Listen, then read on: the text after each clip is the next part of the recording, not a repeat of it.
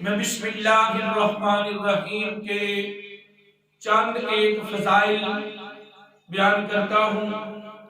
نبی اکرم شفیع معظم نور مجسم سید عالم صلی اللہ علیہ وسلم کا فرمان علامہ اسماعیل حقی نے تفسیر روح البیان کے اندر روایت فرمایا ہے۔ فرماتے ہیں کہ جس وقت نبی پاک صلی اللہ علیہ وسلم معراج پر آپ تشریف لے گئے اور آپ کو جنتوں کی سیر کروائی گئی تو وہاں پر آپ نے 4 نہریں دیکھی۔ ایک پانی کی نہر تھی، ایک دودھ کی نہر تھی، اور ایک شراب کی نہر تھی، اور ایک شہد کی نہر تھی۔ نبی پاک صلی اللہ علیہ وسلم نے جب ان 4 نہروں کو دیکھا تو حضرت جبرائیل علیہ السلام سے پوچھا کہ یہ نہریں کہاں سے آ رہی ہیں؟ تو حضرت جبرائیل علیہ السلام عرض کرتے ہیں یا رسول اللہ صلی اللہ علیہ وسلم مجھے خبر نہیں ہے کہ یہ 4 نہریں کہاں سے آتی ہیں۔ تو ساتھ ایک دوسرا فرشتہ تھا، اس نے عرض کیا یا رسول اللہ صلی اللہ علیہ وسلم میں آپ کو یہ بتا سکتا ہوں کہ یہ 4 نہریں کہاں سے آتی ہیں۔ تو انہوں نے آپ کو ایک چشمہ دکھایا، ایک جگہ پر آپ کو لے گئے، وہاں ایک درخت تھا، اس درخت کے نیچے ایک عمارت بنی ہوئی تھی اور دروازے پر تالا لگا ہوا تھا۔ اس کے نیچے سے یہ 4 نہریں نکل رہی تھی۔ تو نبی پاک صلی اللہ علیہ وسلم نے اس فرشتے سے کہا کہ دروازہ کھول لو۔ تو اس فرشتے نے عرض کیا یا رسول اللہ صلی اللہ علیہ وسلم اس دروازے کی چابی آپ کے پاس ہے۔ پوچھا کیا چابی ہے؟ تو وہ کہنے لگا بسم اللہ الرحمن الرحیم، یہ اس دروازے کی چابی ہے۔ جب نبی اکرم شفیع معظم نور مجسم سید عالم صلی اللہ علیہ وآلہ وسلم نے بسم اللہ الرحمن الرحیم پڑھی اور اس تالے کو ہاتھ لگایا تو دروازہ کھل گیا۔ جب آپ اندر گئے تو اس عمارت میں 4 ستون تھے، ہر ستون پر بسم اللہ الرحمن الرحیم لکھا ہوا تھا۔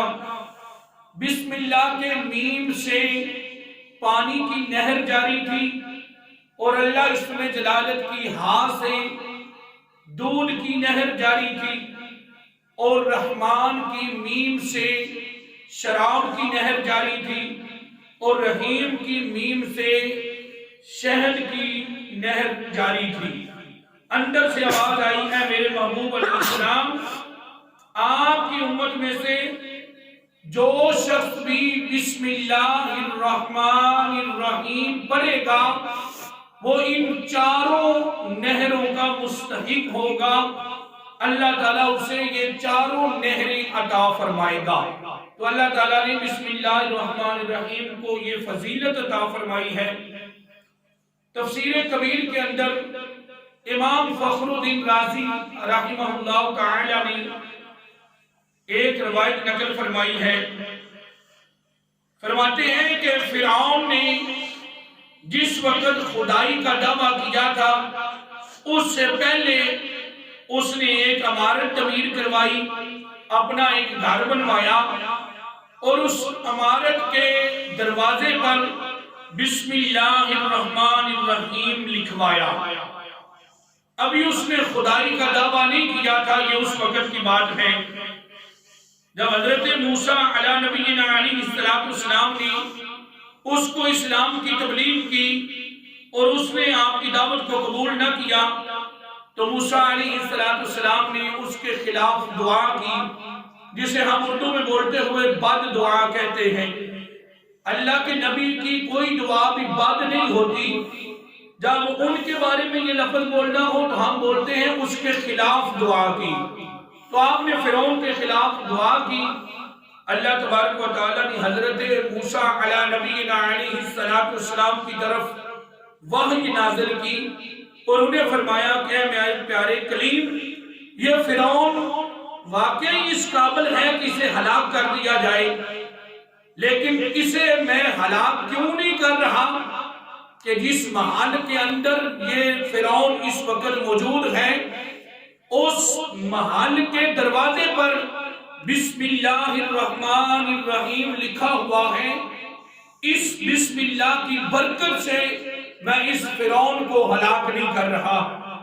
اللہ کتنی اللہ تعالیٰ نے سبحان اللہ کتنی اللہ نے اس کو فضیلت عطا کی ہے بسم اللہ الرحمن الرحیم کو کہ اس نے اللہ کا دشمن فرعون جس نے خدائی کا دعویٰ کیا ہوا تھا اس سے پہلے اس نے اپنے گھر پر بسم اللہ الرحمن الرحیم لکھوایا. اللہ تبارک و تعالیٰ نے اس بسم اللہ کی برکت سے اسے اس کے محل میں ہلاک نہیں کیا بلکہ اس کو اس کے محل سے نکالا گیا اور دریا میں جا کر اس کو ڈبویا گیا. بسم اللہ الرحمن الرحیم کی برکت سے فرعون کے گھر پر عذاب نہیں آیا. اب جو بندہ مومن اپنے گھر کے دروازے پر بسم اللہ الرحمن الرحیم لکھتا ہے جو وہ بندہ مومن بسم اللہ الرحمن الرحیم کا ورد کرتا ہے اسے کس قدر اللہ تبارک و تعالیٰ کی رحمتیں حاصل ہوں گی اس پر کتنے اللہ تعالیٰ کے انعامات ہوں گے. مفسرین کرام فرماتے ہیں کہ بسم اللہ الرحمن الرحیم کے 19 حروف ہیں اور جہنم کے جو عذاب دینے والے فرشتے ہیں وہ بھی 19 ہیں. تو اللہ تبارک و تعالی بسم اللہ الرحمن الرحیم کے ہر حرف کے بدلے میں بندہ مومن کو دوزخ کے عذاب دینے والے فرشتوں سے محفوظ رکھے گا. تو اللہ تعالیٰ نے بسم اللہ الرحمن الرحیم کو بڑی عظمت اور شان عطا فرمائی ہے.